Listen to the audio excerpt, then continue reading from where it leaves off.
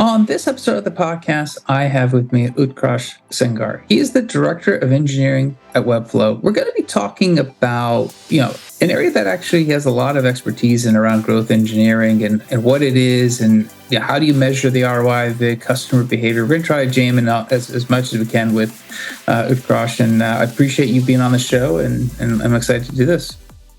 Thank you. Super excited to be here. Awesome. So I guess two things before we dive in. Webflow, not everyone is familiar. So if you give us a high level of what the company does, and then you're the Director of Engineering, what does that encompass? So Webflow is a no-code website building product. Essentially, one of our mission is we bring development superpowers to everyone. And what that really translates to is let's say you are not an engineer, but maybe a designer who wants to build a pretty compelling website for your marketeers, your own portfolio. You can go to Webflow. We have abstracted out the complexities of CSS, HTML, to an extent JavaScript, and you can just build it all out within our no-code interface. And I know you're now the Director of Engineering. What does that cover for you? So yes, my area of focus at Webflow is twofold. One of the teams I manage is what we call the lifecycle team. In many companies, it's called the growth team. And the second area of focus is what we call ecosystem. So that's responsible for building out the third-party developer platform and just getting demand for the products our third-party engineers build for us. Well, I appreciate you being on. I know we're going to be talking heavily about growth engineering. And I guess just for everyone, just before we start, can you just tell us what growth engineering is as a starting point?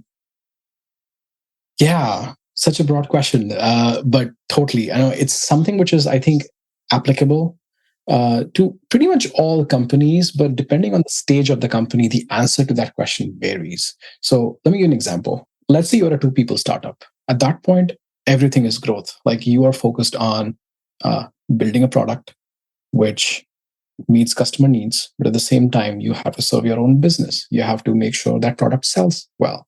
So I would say like pre-product market fit, any company is a growth stage company. Like they're building out their growth engineering function by default.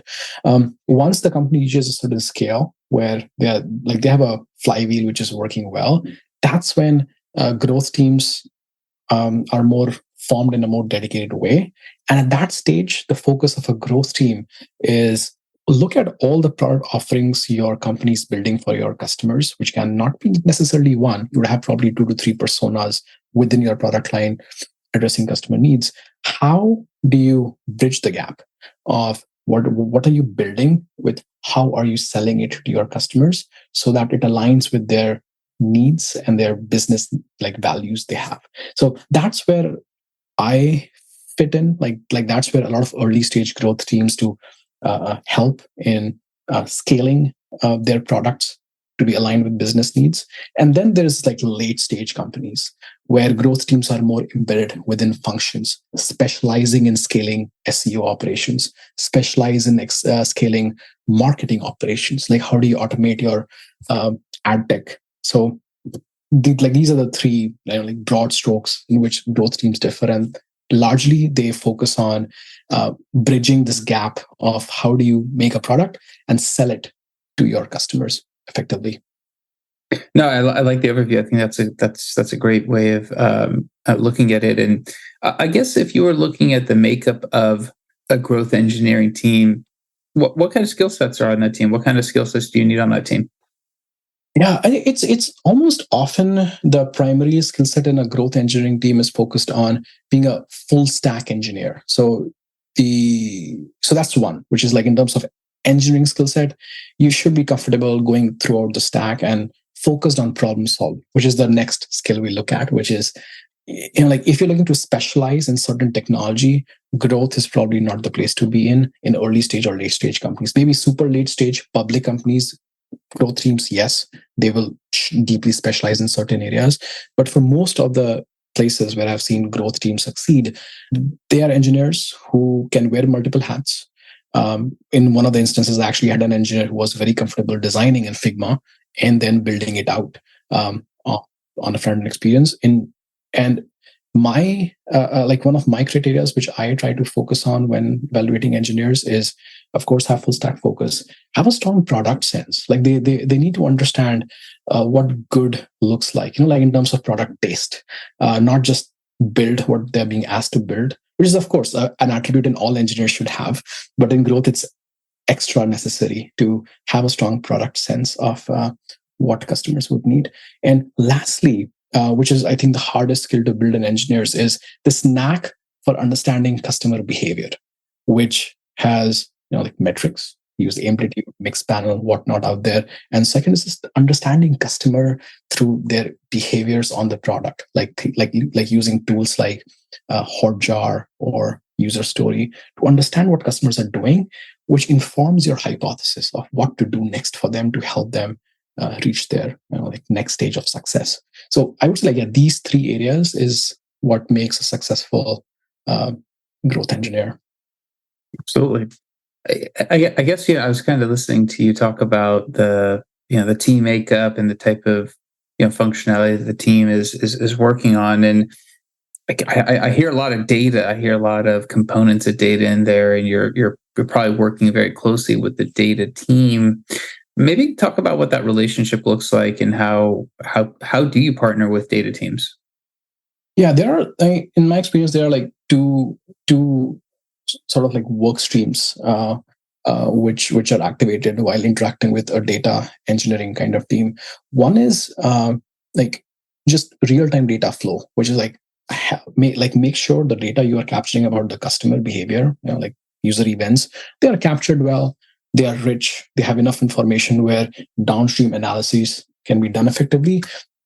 And in some cases, that data can be funneled back into the customer experience in some way.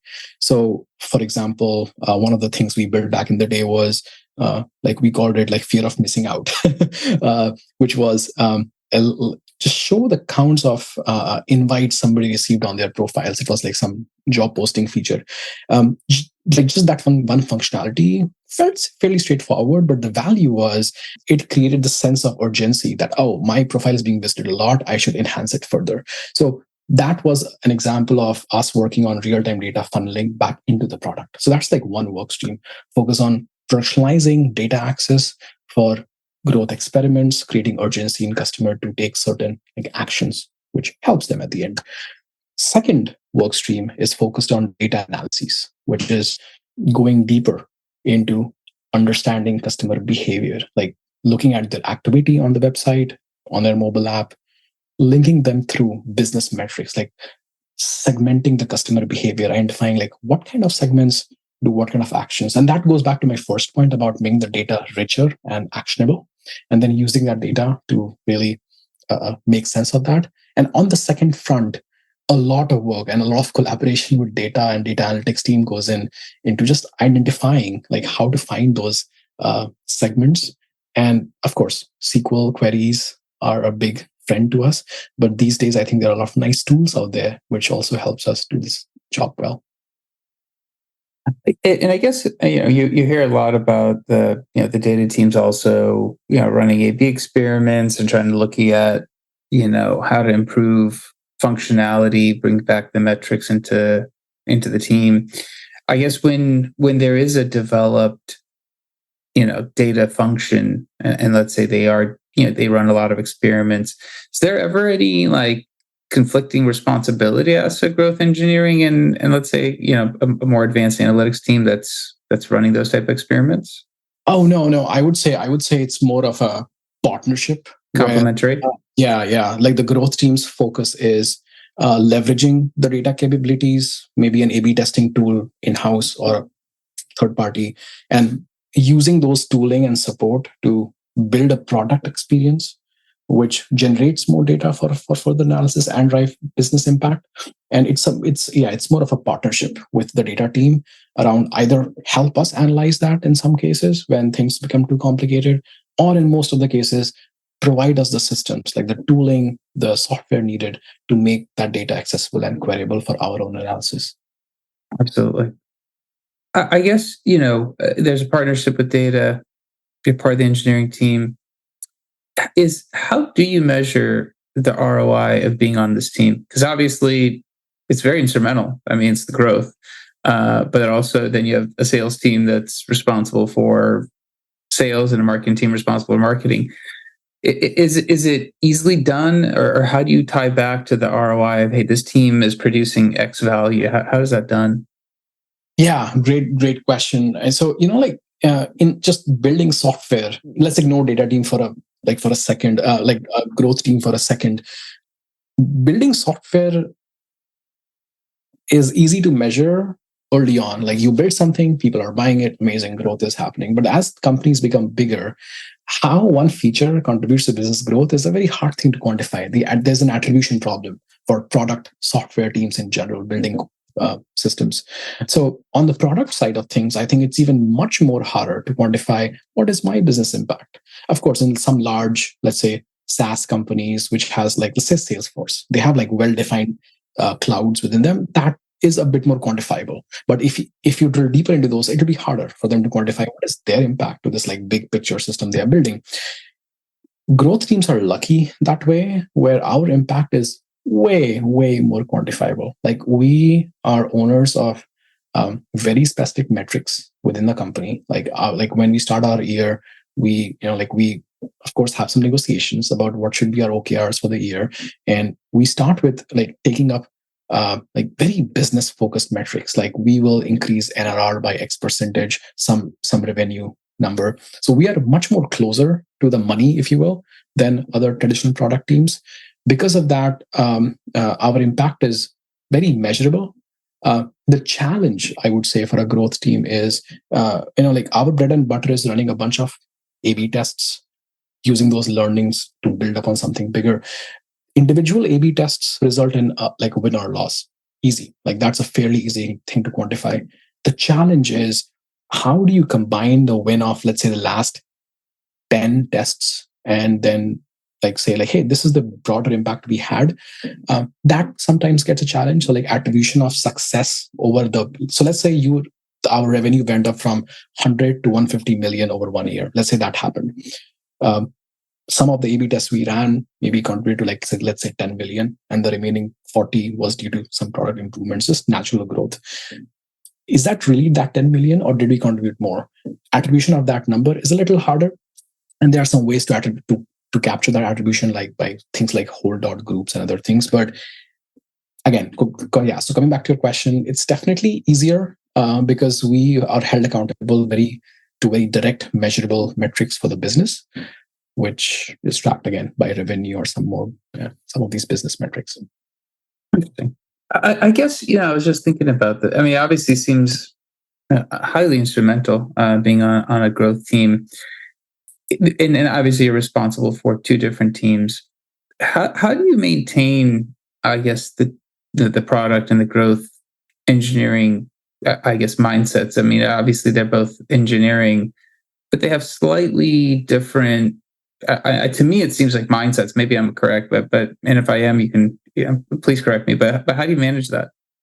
Yeah, no, you're totally right. I think it's a very different mindset, and the engineers who we try to hire on the growth teams. I mean, when I'm interviewing them or I'm on some like sale call with them, I'm being pretty explicit that like the kind of expectations we have from engineers on this group, which is, like the biggest trait is you have to show extremely high amounts of autonomy. And what that really means in day-to-day life is, let's say we don't have a PM on a problem. Let's say we did identify an opportunity where we clearly see, like in the numbers, that our funnel of activation of the customer is weak at stage 3. Like a lot of drop-offs are happening.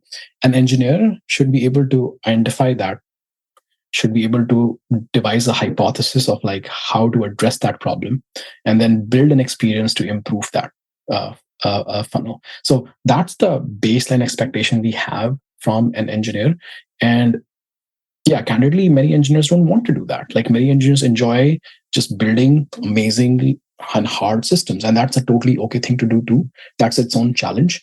So yeah, I think it's a different kind of skill set, and the kind of archetypes which we see at least who end up within growth teams, are either engineers who really want to learn and go deep into growth for whatever reasons out there, like maybe their colleagues are in there, they just find the space attractive. And the second kind of engineers are entrepreneurs who happen to be engineers, like who in the future would want to build their own company. They are learning this as a skill set of how to build and sell. So these are the two kinds of engineers who I see are fairly successful within the growth team. Interesting. And I guess when you have somebody on the growth team and they potentially want to go to the product team, and the reason I'm asking is you said they tend to be more full stack. Is that something where it's sitting down with somebody and talking about their career and talking about how they make that shift? Because I'm sure people do go back and forth, maybe not as commonly, but obviously to go from a full stack to maybe a more focused engineer, you do need to maybe take some steps, or you need some adjustments in terms of where you're spending your time. How do you help somebody make that adjustment, or maybe going from specialized to full stack even? Oh, 100%. Like, yeah, that is something which, like at least I have been trying to focus a lot on every year as I grow myself. So at least at Webflow, we are big on internal mobility. We actually encourage people like, hey, like if you have been working on this problem for 1 year, what's next for you? Like, what are the problems you want to solve? We, of course, try to find opportunities for them within the team. If we can't, we look elsewhere within the company, like where can they grow further?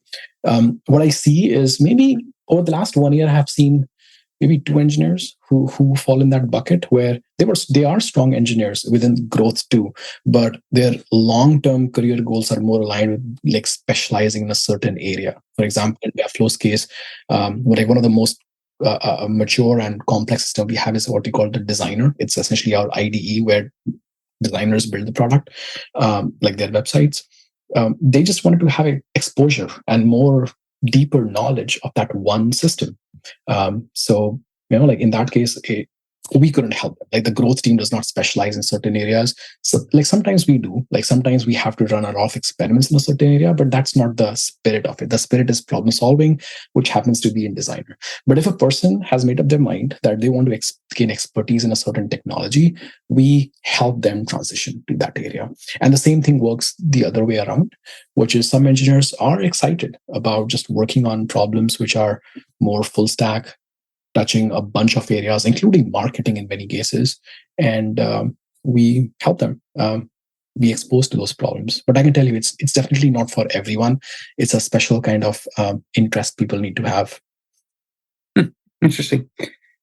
I mean, it certainly seems, obviously at Webflow seems like that. I've used the product. I've seen it. So that IDE seems really complex. I mean, whoever's working on that, it needs a different skill set. And everything you're talking about, the growth side is much more, not that it's a business role, but you need to understand some of the business drivers. I mean, it's a little different level of understanding.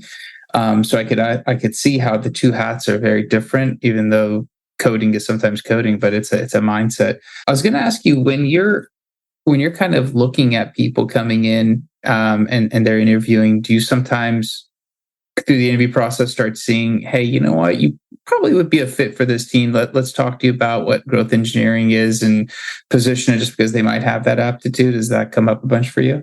That has happened the other way around often for me. Okay. Where we are interviewing somebody for the growth team and we realize they are a really strong candidate, just maybe not a great fit for us. So we transition them over to other hiring pipeline.